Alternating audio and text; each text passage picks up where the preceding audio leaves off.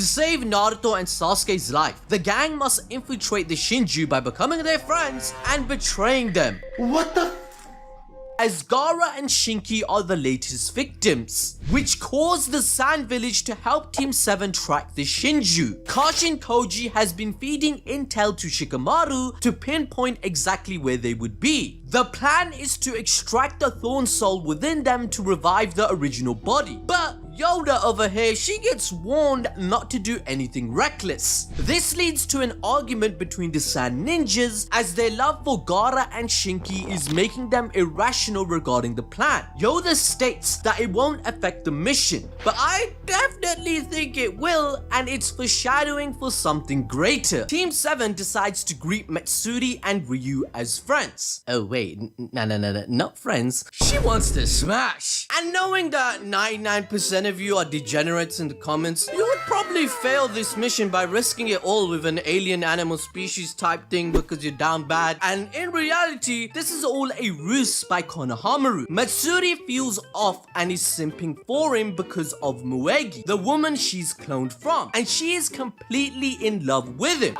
Nani? Yeah, just to shock this to you guys, Konohamaru may have failed Hanabi. Failure! He flopped Lemon. Failure! And is a 29-year-old loner. But the one girl that has been by his side didn't tell him for 20 damn years that she's in love? This means the Saratobi name will live on. How long I've been waiting for this? But jokes aside, this mission is serious, as they must collect the thorn bulbs by splitting them apart, becoming their friends and betraying them. Fighting them is useless as they will only resurrect and are too strong. Shikamaru updates Konohamaru on everything that has happened thus far, but he ponders how the Hokage has so much intel, but it's beyond his clearance to be informed of the truth. However, a huge reveal we predicted is confirmed. The Shinju are not intrinsically evil. Well, the Shinju's goal is to gain even more knowledge about the world. Like Jura in chapter 17, he drops a fat stack of cash to binge read the Naruto manga, various books, and has huge respect for Konoha, holding them in high regard. He's learning everything. Shinju were sentient beings who were created solely as tools, and much like the Naruto manga, we are witnessing the damage caused when you treat others this way. In the early days of Naruto, the GOAT had taught Zabuza this lesson, that Shinobi shouldn't be treated as such. It was referred back to in chapter 46 that Naruto has a connection with Kashin Koji due to Jiraiya's ninshu with him, and he saw it as completely wrong that Amado sacrificed him without telling him. But this is where the terror of the Shinju comes into play, because these Shinju were born from humans. They understand the concept of emotions and desire. They see morals as a creation of human rationalism and reasoning, and from an objective lens, the Shinju believe they don't exist. Human morals are simply creations just as they are, so their predatory nature stems from natural law, the survival of the fittest, rather than malice. Shikamaru compares them to newly born wild beasts with no evil intent, but because they have immense strength, they pose a threat to humans. The Hokage proceeds to inform Konohamaru to focus on the intent to kill them at all times. Don't divert from believing they are foes. The mission is to manipulate Shinju into becoming friends and betraying those feelings, as they are still innocent and don't know any better. We then get a huge foreshadowing for disaster, as Shikamaru confirms Naruto would never take this route, but since this is for the survival of mankind, he has no choice. Think about Hawks betraying twice in My Hero Academia. The exact same scenario is being played out in Boruto. Twice had a super OP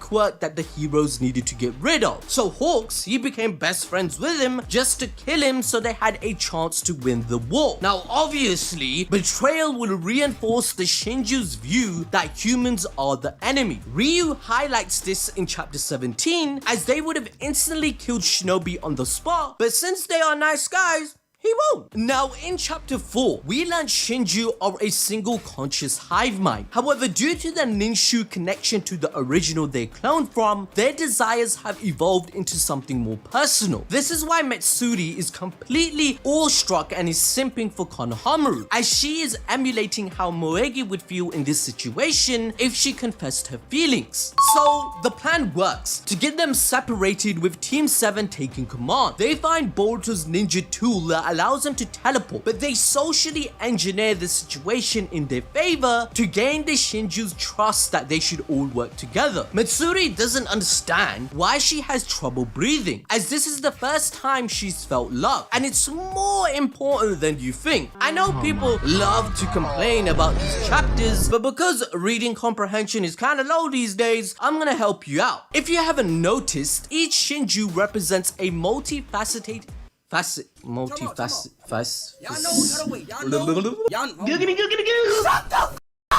If you haven't noticed, each Shinju represents a different nature of love, whereas in Naruto, it was about hatred. All members of the Akatsuki represented a reason as to why people wage wars in the real world. However, Sasuke's clone Hidari represents parental love, reflecting the selflessness and protective instincts parents have towards their children. The inverse of this is with Ryu's embodiment of child-to-parent love with Shinki and Gaara. Bug represents obsessive love or lust that brings about his lurking into Ada's Senragan. Metsuri's association with romantic love delves into vulnerabilities and strengths of such relationships, as it requires trust and mutual understanding. Each Shinju parallels Kawaki's obsessiveness with Naruto, Sarada's with Boruto being romantic, Code with Ishiki, and Amado with his daughter. So, you see? Kijimoto and Ikimoto, they cooked! Now, what about Jura? Well, in my eyes, Jura is basically Miriam from Hunter x Hunter. We see he plans to buy even more knowledge from Konoha's store in the future and isn't hostile until provoked. He respects Naruto and what he has built. Compare this to Miriam and we see what Kijimoto is doing. Miriam's journey in Hunter x Hunter is centered on his evolution from a ruthless, calculating king to someone capable of understanding and feeling love. His relationship with Komagi reveals his growing appreciation for the depth and beauty of human emotion, ultimately leading him to value connection over power. His character arc explores the transformative nature of love, the fragility